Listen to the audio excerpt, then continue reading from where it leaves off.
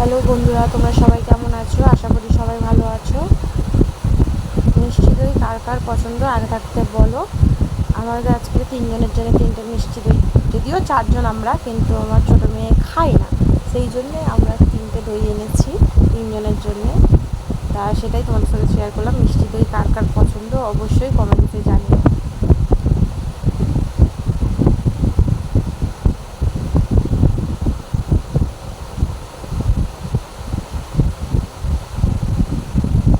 আমি এবার চামচগুলো একটু দিয়ে দিলাম।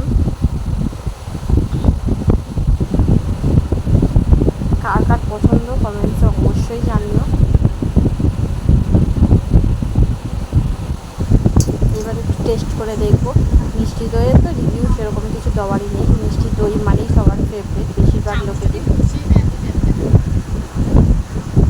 সবাই প্লিজ একটু সাবস্ক্রাইব করে দিও চ্যানেলটাকে, আর লাইক কমেন্ট করতে অবশ্যই ভুলো না। Bye bye.